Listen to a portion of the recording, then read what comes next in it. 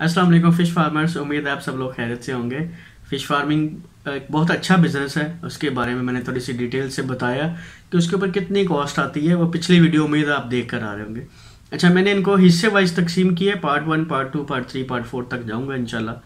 अच्छा, पहले हिस्से में आपने देख लिया, तकरीबन हमने एक रफली आइडिया दिया कि इस तरह से आप कॉस्ट को डिवाइड करते हैं और मेजर अखराजात आपके आते हैं और उसके ऊपर इतना टोटल मुनाफा आता है और सारी चीज़ें। उसमें कुछ चीज़ों की तफसील ज़रूरी है जो मुझे शेयर करना ज़रूरी है, क्योंकि ये सबसे अहम वीडियो है। अगर आप इनको देख पाते हैं, अगर आपको ये इल्म हो जाता है कि कारोबार फ़ायदेमंद है या नुकसानदेह है, तो आप फिर आगे प्लानिंग करते हैं। ये वीडियोस बहुत ज़्यादा ज़रूरी हैं, इनको सारों को तफसील से देखें और अपना आइडिया बनाएं। अगर आप ये कारोबार करना चाहते हैं तो आपको एक क्लियर विजन मिल जाएगा, एक क्लियर नज़र आना शुरू हो जाएगा कि ये वीडियो या ये जो कारोबार है हमें करना चाहिए नहीं करना चाहिए, हमारे लिए मुनाफा है, दे सकता है हमें या नहीं दे सकता। हमारे चैनल को सब्सक्राइब नहीं किया तो ज़रूर कर लें, शेयर करें, यूट्यूब पर शेयर करें, फेसबुक पर शेयर करें, व्हाट्सएप पर शेयर करें, ट्विटर पर शेयर करें, इंस्टाग्राम पर शेयर करें हमारे पेज को और वीडियोस को, ताकि ज़्यादा से ज़्यादा लोग इसको देख सकें और आने वाले वक्त में हम एक अच्छी कम्युनिटी बनाएं। और जब कोई कम्युनिटी में हमारी मीटिंग हो और जो सजेशंस हों उसको हम नोट डाउन करें और इस कारोबार में अखराजात कम से कम करें और मुनाफे को ज़्यादा से ज़्यादा करें, ताकि फार्मर जो है वो उसके ऊपर इतना बोझ ना पड़े। कुछ चीज़ों की तफसील रिक्वायर्ड थी पिछली वीडियो में, मैं उनको थोड़ा सा बढ़ाता हूँ, उसको मोर एक और जो है ना लेवल पर लेके जाते हैं, ताकि जो आपके जहन में बहुत सारे सवाल जमा हुए होंगे जो आप मुझसे पूछना चाहते होंगे, मैं उन्हीं को क्लियर करने के लिए ये वीडियो बना रहा हूँ। तो ये पार्ट 2 है। इंशाल्लाह इसके आगे जो मैंने अपने पर्सनल एक्सपीरियंस जो शेयर करना है, हमने कितना सारा चीज़ें बनाई, कितने में कॉस्ट पड़ी, सारी चीज़ें वो है। इसमें सारी चीज़ सबसे पहले जो चीज़ है वो है खुदाई। बिल्कुल, इसमें जो तकरीबन कॉस्ट जो आती है वो 60 से 80 हज़ार रुपये के दरमियान में आती है। कि जब आप बंद बनाते हैं, खुदाई वगैरह करते हैं, वहाँ पर ट्रैक्टर यूज़ होता है या बुलडोज़र यूज़ होता है, तकरीबन इतना खर्चा आ जाता है। उसमें डीजल की कीमत ऊपर नीचे होती है, बिल्कुल होती है, उस चीज़ को भी बनाना होता है। ठीक है, नए ज़मीन को बनाना होता है, उसके बंद मजबूत करने होते हैं, सड़क को देखना होता है, ऊपर रास्ता बनाना होता है ताकि कोई ट्रैफिक आ जा सके, गाड़ी के आने जाने का मसला ना हो, उसमें से सीपेज लीकेज ना हो जाए, बंद टूट ना जाए, इतना चौड़ा मजबूत बंद बनाना है। कुछ लोग पक्के बंद भी बनाते हैं, खैर उनकी कॉस्ट अलहदा होती है। तो ये क्या है, एक आम जो हर आदमी बना सकता है, अपनी ज़मीन है उसके पास 5 एकड़ 10 एकड़ है तो बना सकते हैं। क्या इस कॉस्ट को कम किया जा सकता है? जी बिल्कुल किया जा सकता है। ज़मीन जितनी ज़्यादा होगी, बंद जब बड़े पैमाने पर बनेंगे तो कीमत और कम हो जाएगी। ठीक है, कुछ सिंध के फार्मर पूछ रहे होंगे या सोच रहे होंगे कि जी हमारे पास तो जगह बनी बनाई है, तो आप ये कॉस्ट निकाल दें, इस कॉस्ट को आप और कम कर लें, 10-15 हज़ार तक आ जाएगी। 10-15 हज़ार तक कैसे आएगी कि आपके पहले से फार्म बना हुआ है या आपने जहाँ ज़मीन ली है वो पहले से बना हुआ है, आपने उसको रिपेयर वगैरह करके सेट करा के चला लिया। ठीक है, ये पहले साल की कॉस्ट है जो 60 हज़ार है, अगले साल की कॉस्ट नहीं है। अगले साल इंशाल्लाह आपका मुनाफा ज़्यादा होगा, ये बात ज़हन में रखिएगा। ये कॉस्ट पहले साल की है, ये जो बंदों की तामीर है ये पहले साल की। जब नए साल आप जाएंगे, उनकी जो थोड़ी बहुत रिपेयरिंग की जरूरत होगी, आप वो रिपेयरिंग करेंगे, आपका फार्म तैयार हो जाएगा, कॉस्ट कट जाएगी, कम हो जाएगी। जब कॉस्ट कम होगी, मुनाफे के चांसेस ज़्यादा होंगे, जो मैंने आपको पहले जिक्र किया। तो ये चीज़ आपकी क्लियर होगी कि ये पहले साल का खर्चा था। बंदों की तामीर में पहला साल ही आता है। इसमें सारे एक्सपेंस शामिल हैं, जैसे मैंने जिक्र किया, हर चीज़ का एक्सपेंस शामिल है जो तामीर है। ये खर्चा करने के बाद आप ऐसा समझें कि आपका तालाब बिल्कुल तैयार है। अब आप उसकी बेस बनाएं और उसमें पानी छोड़े और आप सीड ट्रांसफर कर सकते हैं। ये उस लेवल की प्रिपरेशन के कॉस्ट है। ठीक है, सेकंड कॉस्ट है जी मोगे वगैरह। बिल्कुल, मोगे सीमेंट के बनाए जाते हैं, खाटे जिसको हम कहते हैं, कुछ लोग बनाते हैं, कुछ लोग नहीं बनाते।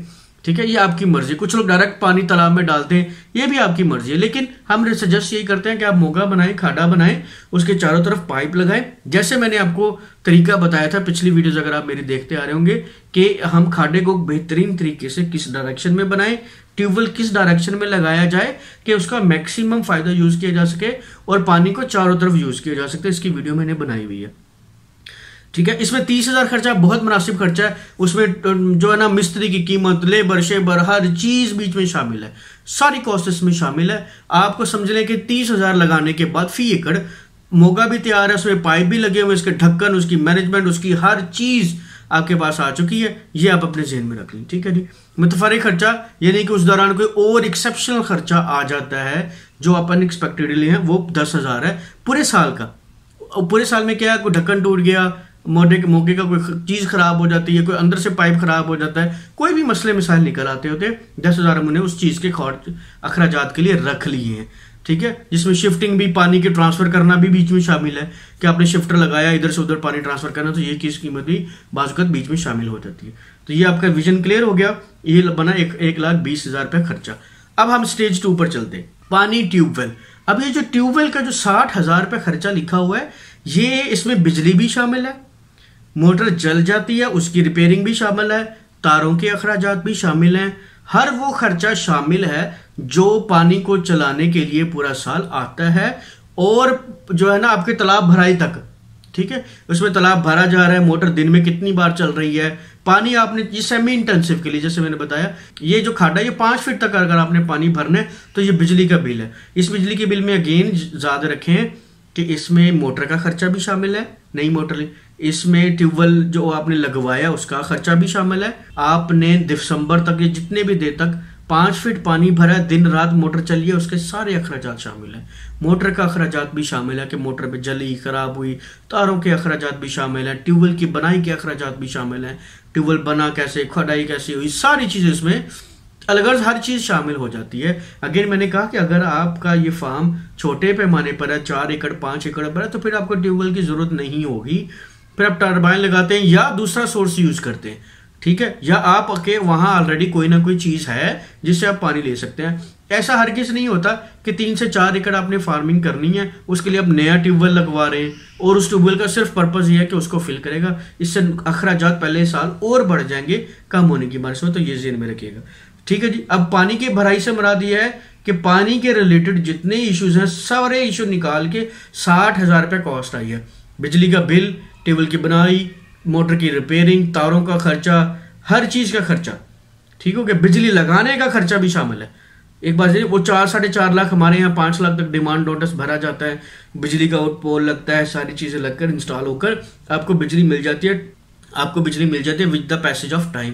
तो ये चीज़ें अपने जहन में रखनी है। अगर आप सिर्फ ताज़ा पानी यूज़ करते हैं, फ्रेश वाटर यूज़ करते हैं, तो ये 60,000 आप लिख लीजिएगा कि फी एकड़ अपने उसके निकाल लीजिएगा, इसमें आपकी बिजली लग भी जाएगी, सारे अखराजात आ जाएंगे। अब उन फार्मर्स का सवाल अगेन आता है, भाई हम तो नहरी पानी यूज़ करते हैं। अगर आप नहरी पानी यूज़ करते हैं तो ये खर्चा आपका निकल गया बीच में से, आपको ये खर्चा अदा करने की ज़रूरत नहीं। अच्छा, एक बात जहन में याद रखिएगा कि ताज़े पानी की मछली और नहरी पानी की मछली के वेट के ग्रोथ में फ़र्क होता है, उसके फीड कंजप्शन में फ़र्क होता है, उसमें डिजीज़ कम आते हैं, और वो उसका मेटाबॉलिज्म जो उसके फीड खाने की रेशो निकलती है वो ऑब्वियसली डिफरेंट निकलती है। तो ये आपको क्लियर हो गया 60,000 में क्या क्या चीज़ें। पानी नहरी पानी यूज़ करते हैं तो फिर तो ये खर्चा आता ही नहीं, फिर तो सवाल बनता ही नहीं है। ठीक है, हाँ अगर आप मिक्स करके चलाते हैं तो कॉस्ट कम हो जाएगी, नहरी पानी भी या फ्रेश वाटर भी ऐड करते हैं तो ये चल सकता है। कुछ फार्मर ऐसे भी हैं जिन्होंने 2 एकड़ पर फार्मिंग की हुई है और साथ में बाग लगाए हुए हैं, बागीच उनके आम का बाग है, किसी और चीज़ का, वो पानी पहले उस तालाब में डालते हैं, उस तालाब से आगे पानी वो निकाल कर अपनी फसलों को भी लगाते हैं, किसी और को भी देते हैं। जैसे अमूमन पानी बेचा जाता है, जगह आपने सुना होगा ट्यूबवेल लगे हुए हैं, तो उन्होंने अपने 2 कनाल 8 कनाल 1 किले तक जो है ना वो जगह बनाई हुई है, उसमें मछलियाँ रखी हुई हैं, पानी वो उसमें डालते हैं, वहाँ से फिर आगे वो खाले में डालकर दूसरों को डिस्ट्रीब्यूट करते हैं। ये भी बहुत ज़बरदस्त फैंटास्टिक आइडिया है कि पानी तो आपको गर्मियों में चलेगा ही चलेगा, क्योंकि आप पानी बेच रहे हैं, बागों को पानी लग रहा है, किसी और को पानी दिया, साथ में आपकी मछली भी की ग्रोथ भी हो जाएगी। ये आइडिया भी बहुत ज़बरदस्त है। ठीक है, बच्चा मछली की कॉस्ट 6,000 से 10,000 मैंने बताई, बिल्कुल ठीक है। सीड टू सीड डिपेंड करता है कौन सा सीड आपने लेना है, कॉमन क्रॉप्स का सीड और इन चीज़ों का सीड तकरीबन इतने में 10-12,000 15,000 में आ जाता है। कीमत बढ़ सकती है और कम हो सकती है, वजह अवेलेबिलिटी पर डिपेंड करता है। अगर सीड अवेलेबल है, इजीली अवेलेबल है, तो उसकी कॉस्ट कुछ और होगी। अगर सीड मर गया, बहुत ज़्यादा तादाद में मौजूद नहीं है, तो फार्मर के रेट अप एंड डाउन करने से तकरीबन 10-12,000 15,000 तक आपको बिल्कुल ज़बरदस्त सीड, फ्रेश सीड आपको पे एक साल मिल जाएगा। ठीक है, अब इसमें डाल जाते हैं जो इजाफी खुराक। इजाफी खुराक 2,40,000 लिखी हुई है, इसमें मैं बहुत सारी चीज़ें कुछ रह गई थी वो मैं क्लियर करता चलूँ। इस 2,40,000 में खाद भी शामिल है, बेस बनाते वक्त केज पोल्ट्री जो लगी वो भी शामिल है। ठीक है, यानी बेस से शुरू होकर मछली के एंड तक सबसे पहले क्या डाला उसमें खाद में, उसमें डाली केज पोल्ट्री वगैरह, गोबर वगैरह ये डाला, जिसकी बनाई पूरे साल जितने वक्फे से आपने डालना है उसकी कॉस्ट शामिल। सेकंड, खादें कितनी लगनी है, नाबियाती खादें और गैर नाबियाती खादें जो मैंने बता दी कि अगर आपने DAP वगैरह लगानी, यूरिया लगानी है, उसकी कितनी कॉस्ट है, कितनी बोरी फी एकड़ आती है, ये भी मैं इंशाल्लाह बताऊंगा आपको वक्त के साथ। उसके ऊपर जो कॉस्ट आई है वो भी इसमें शामिल है। प्लस फीड की पानी को कलर मेंटेन करने में जो चीजें एक्सपेंस हुई वो भी सारी चीजें, यानी सारी वो खुराक जो मछली की ग्रोथ पर असर करेगी उसका खर्चा 2,40,000। इसमें अब क्या है, आर्टिफिशियल फीड है जो हम ऊपर से डालते हैं, जो फ्लोटिंग है, जो फ्लोटिंग फीड है, हाई सीपी के साथ है, 30 सीपी या 40 सीपी के साथ है, उसको आप एडजस्ट कर सकते हैं 2,40,000। तो तकरीबन ये जो 30 सीपी प्लस वाली फीड है उसके लिए कॉस्ट एस्टिमेशन है। प्राइसें अप एंड डाउन होती हैं, जैसे आजकल सुनने में आ रहा है कि जो फीड की जो कॉस्ट आ रही है वो ज़्यादा बढ़ रही है, रेट बढ़ रहा है, तो तकरीबन आपको 80 रुपये या 90 रुपये फी किलो फीड पड़ेगी। तो आप वो इसमें एडजस्ट कर सकते हैं कि आपकी खुराक कितनी इस्तेमाल होगी, खुराक इस्तेमाल करने का तरीका और कितनी खुराक लगेगी मैं पिछली वीडियोस में शेयर कर दूँगा। तो अगर इसमें सारी चीज़ें शामिल हैं जो 2,40,000 में कवर हो जाएंगी। अगर आप फीड अपनी बनाते हैं, घर पर बनाते हैं, आपको तरीका आता है बनाने का, तो वेल एंड गुड है। लेकिन 1 साल तजर्बा कर लें, कुछ 2-3 एकड़ पर तजर्बा कर लें आप अपनी फीड प्लस किसी कंपनी की फीड, उसका निकालें साल के एंड में FCR क्या होता है, फीड कन्वर्जन रेशियो, कि कितनी खुराक खाई के कितना वजन निकला। दोनों तालाब को मैच कर लें, आप अपनी एक्सपर्टीज शामिल करें और दूसरे कंपनी की एक्सपर्टीज को शामिल करें, एवरेज निकालें, उस तालाब का वजन निकालें, उसका निकालें, दोनों का प्रॉफिट निकाल के आपके पास सामने आ जाएगा कि इस तालाब में से मुझे 2 लाख 2.5 लाख रुपए बचा है फी एकड़ और इसमें से मुझे 1.5 लाख बचा है। जो बेहतर हो आपके लिए फार्मूला, अपना फार्मूला बनाया हुआ कामयाब है, अपना करें, दूसरे का बनाया हुआ, कंपनी का बनाया हुआ कामयाब है, तो ठीक है। अगर अक्लमंदी तो यही है, अगर आपका फार्मूला बिल्कुल फिट हुआ, उसमें आपने कहा कि यार मैं इतनी हेक्टिक ले सकता हूँ, इतनी परेशानी ले सकता हूँ खुराक बनाने की, मैं अपने 100 एकड़ के लिए या 50 एकड़ के लिए इतनी खुराक बनाने की जिम्मेदारी ले सकता हूँ, तो वेल एंड गुड है। लेकिन अगर आप नहीं ले सकते और कंपनी की बनाई फीड से जो FCR निकला है वो बहुत अच्छा निकला है, तो आपको फिर सेकंड चांस लेने की जरूरत नहीं है। आपने सिंपली फोन करना है, पेमेंट करनी है, फीड आपके दरवाजे पर फीड डाले, मछली का वेट ले, इन टेंशनों में जाए ही ना, ठीक है। लेकिन अगर आपको फार्मूला अच्छा मिल जाता है फीड बनाने का और आपका फार्मूला कामयाब भी हो जाता है, तो अपनी फीड जैसी कोई बात ही नहीं है। तो ये 2,40,000 में सारी चीजें शामिल हो गई। आपका ये सवाल भी क्लियर हो गया होगा कि इसमें कौन कौन सी शामिल है, खाद्य नामी आती, सारी चीजें, पानी का कलर मेंटेन करना, उसमें फलां चीज ऐड करना, उसमें फलां चीज ऐड करना, तो सारी चीजें उसमें शामिल है, ठीक है। मुतफर्रग खर्चा 24,000 रुपये। इस मुतफर्रग खर्चे में क्या है, कोई मेडिसिन लगानी पड़ जाती है, कोई स्प्रे करनी पड़ जाती है, कोई वायरस आ जाता है, तो ये सारी चीज़ें उसमें शामिल है। तो ये सारी कॉस्ट को बनाने के बाद का खर्चा है। ये हम सबको पता है कि मुतफर्रग खर्चे में क्या क्या चीज़ें आ जाती हैं। अब कुल खर्चा 3,30,000 निकला था। ये आपको इस एनालिसिस से, इस व्यू से आपको आइडिया हो गया होगा कि ये खर्चा किस तरह निकला और इसमें कितनी कितनी चीज़ें आ रही हैं, कितनी चीज़ें रह गई हैं, ठीक है। तकरीबन इसमें हर वो खर्चा, लेबर की कॉस्ट निकल गई फीड में, लेबर को डालने की, बिजली की, पानी की, मैनेजमेंट की, आने जाने का खर्चा, आपका खर्चा, तो ये जो 3,30,000 का खर्चा है इसमें सारी चीज़ें शामिल हैं, हर चीज़ की कॉस्ट शामिल है और अखराजात, आने जाने का खर्चा, जैसे मैंने कहा सारी चीज़ें इसमें शामिल है। अब इसमें जो आमदन आई है वो 4,80,000 जो आपके सामने भी शो हो रही होगी। इसमें सारे अखराजात, अगेन वही मुनाफा क्या निकला, 3 किलो का वजन निकल आया, एवरेज कॉस्ट निकल आई है, ठीक है। 3 किलो का जो मछली निकली है उसके वजन को बढ़ाया भी जा सकता है, कम भी जा सकता है। 200 रुपए की बजाय 160 लगता है, 170 लगता है, तो मुनाफा कैसे है वो फ्लक्चुएट होता रहता है। इन चीज़ों की खैर है, वो साल के एंड में निकाला जाता है। लेकिन 2 किलो तकरीबन जो इसके ऊपर कॉस्ट जो निकलती है, जो प्रॉफिट जो निकलता है, जो मछली वेट गेन करती है वो कितना 3 किलो वेट गेन कर लेती है और एवरेज अगर आप निकालें 3 निकल आते हैं। तो हमारे पास 1.5 लाख रुपए प्रॉफिट आया है। लेकिन ये एक्चुअल जो फिगर्स है, जो मेरी पर्सनल कैलकुलेशन है वो ये हैं। तो इसके ऊपर जो 1.5 लाख का मुनाफा है ये इससे ज्यादा भी हो सकता है, कम नहीं। मतलब ये बड़ी कंट्रोल करके बताया गया कि इसमें एक्सपेंसेस मैक्सिमम किए कि कोई भी अनएक्सपेक्टेड एक्सपेंस आ जाता है या कोई भी चीज आती है। तो ये पहले साल का खर्चा है, जेन में रखिएगा। दूसरे साल का खर्चा, अब इसमें देखिए बंदों की बनाई खत्म हो जाएगी, बिजली की जो कॉस्ट है वो कम हो जाएगी, सिर्फ आपको बिल देना होगा। जब ये कीमतें कम होंगी, जहां 1.5 लाख आपको मुनाफा हो रहा था वहां 3 लाख तक, 2.5 लाख रुपए तक आपको फी एकड़ मुनाफा हो सकता है, ठीक है। तो इन सारी चीजों को आप जेन में रखिएगा। जो तीसरी वीडियो इंशाल्लाह उसमें मैं अपना पर्सनल एक्सपीरियंस शेयर करूंगा और 1 बाय 1 फिगर बाय फिगर एक एक चीज बताऊंगा। खाद की कितनी कीमत आई है, दूसरी चीजों की कीमत कितनी आई है, हर चीज की आपको कीमत बताऊंगा फी मछली के हिसाब से। 800 की स्टॉकिंग के साथ मैं आपको बताऊंगा, उससे फिर और चीजें एलेबोरेट हो जाएंगी। तो उम्मीद है आपको ये बहुत अच्छे से समझ आ गया होगा इस कॉस्ट में क्या क्या शामिल है। ये एक मैंने ओवरव्यू दे दिया कि तकरीबन क्या कॉस्ट है। अब हम डिटेल्स में बात करेंगे कि जो फीड के ऊपर खर्चा है उसमें और क्या क्या चीज़ें शामिल हैं, पानी का जो खर्चा है और क्या चीज़ें, मैनेजमेंट की कॉस्ट, मुतफर्रिक खर्चे में क्या क्या चीज़ें शामिल हैं, इस चीज़ की फिर हम तफसील से आगे जिक्र करेंगे इंशाल्लाह। उम्मीद है आपको हमारी वीडियो ये भी पसंद आई होगी। हमारे चैनल को सब्सक्राइब करें, लाइक करें, शेयर ज़रूर करें ताकि मैक्सिमम लोगों तक हमारी बात जाए और नॉलेज जो है वो शेयर ज़्यादा से ज़्यादा लोगों तक जाए। और ये वही चैनल है जिसमें इतनी डिटेल्स के साथ और इतनी मेहनत के साथ वीडियोस बनाई जा रही है।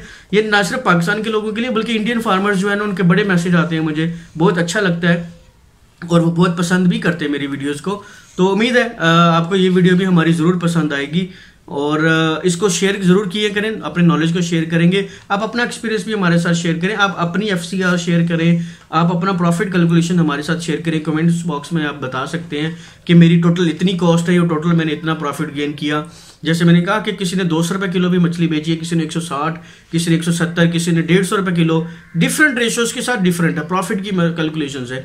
तो बात सारी वहीं आ गई होती है, हमने कॉस्ट को रिड्यूस करना है ताकि हमें मैक्सिमम मुनाफा। तो ये वीडियो हम यही खत्म करते हैं जी। अगली वीडियो तक के लिए हमें इजाज़त है।